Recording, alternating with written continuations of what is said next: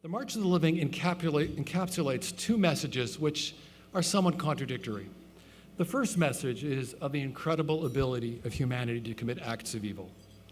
Just a few weeks ago, on this past March of the Living, I was in touch with a BBC reporter from Jerusalem who was covering our own Max Eisen on this year's trip. And I asked her about her connection to the Holocaust. And she said her grandmother was a survivor. And I said, "Can you tell me some stories about her?" No. She only told one story. And when she told me that story, I realized why there were no more stories.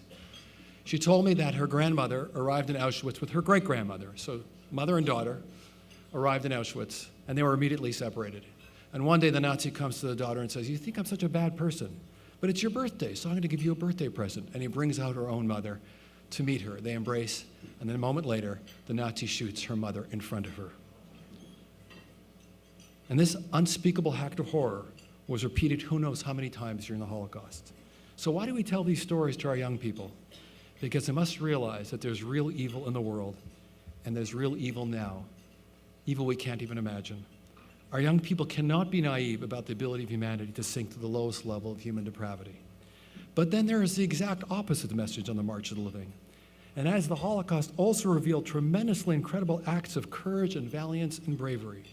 In this room alone, we have many, many Holocaust survivors who were saved by Polish righteous among the nations, whether it was Susan Pasternak or Esther Fairblom or Anita Eckstein or Martha Shentov or Sally Wasserman or Max Eisen, the list just goes on.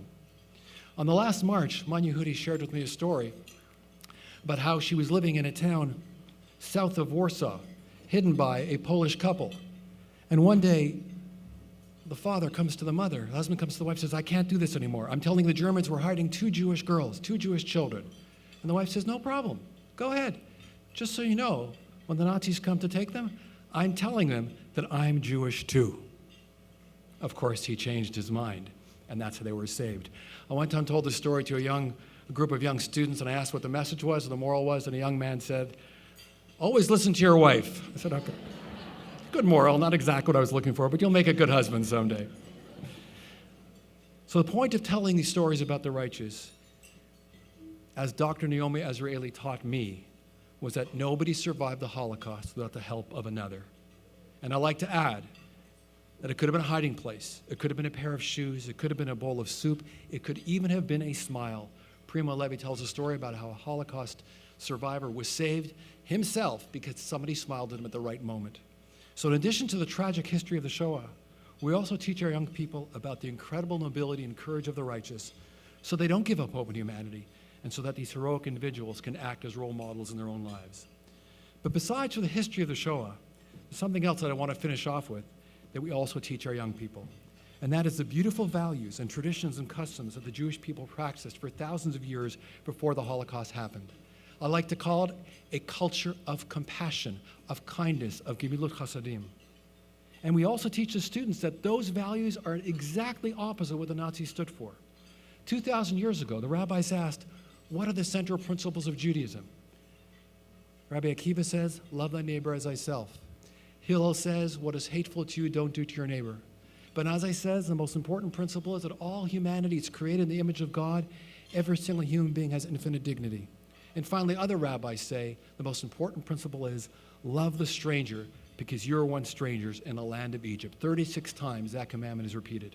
And so on the march, we not only teach our young people the history, as important as it is, we also teach them that the essence of being Jewish is completely opposite the essence of Nazi Germany. The Nazis didn't practice loving their neighbors. They didn't practice not harming their neighbors. They didn't recognize an inalienable image of God in every person, and they certainly didn't practice loving the stranger. So thank you for not only being able to teach the history of the Shoah, but also teaching that we, the Jewish people, stand exactly to the opposite of what Nazi Germany represented.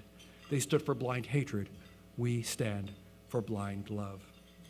And so I want to say to you that all of the students who come back from the March of the Living, I'm convinced they have a greater connection to Israel, a stronger sense of their Jewish identity, and they also come back as better Canadians because they understand the importance of democracy and human rights. And finally, they come back as better citizens of the world, committed to Tikkun Olam and healing our broken world. Let me conclude with the words of one of my teachers, Judy Weissenberg-Cohen. This is what she told us in Yad Vashem on the 1997 March of the Living. She looked at us and said, you see a Holocaust survivor, but I wasn't always a Holocaust survivor. I was a young girl. I had a grade school education. I had a loving family. I had a boyfriend in grade 5. Well, not exactly. I loved him. He didn't love me, but that's another story. And this all came to an end when the Nazis dragged myself and my family from our hometown in Debrecen. I'll never forget our neighbors laughing at us. We arrived in Auschwitz-Birkenau, and I'll never forgive myself for what happened next. What happened next? I was dragged away, separated from my mother, and I didn't know what was happening to her. Only later did I find out, and I'll never forgive myself for never giving my mother one last kiss, one last hug, goodbye. I found out later what happened to my mother. I cried the entire night and didn't cry again until the end of the war. And then she looked at me and the rest of the students and said, you know, the war is over. I fled Europe. I came to Canada. I rebuilt my life. I started a new family. But the memories, the nightmares will always be with me. And then she concluded by saying, they say when you listen to a witness, you become a witness. When you listen to a witness, you become a witness. Please work for a world that nobody will have memories like mine ever again. Please work for Tikkun Olam. Please mend our world. And you know what? So many of the over 12,000 young Jewish teens who have gone on the March of the Living have already begun just doing that, spreading their wings in the Jewish community and far beyond, and healing our too often broken world. So thank you for this opportunity of serving over the last 30 years. It has both been a sacred obligation and a great privilege. May God bless you all. Thank you.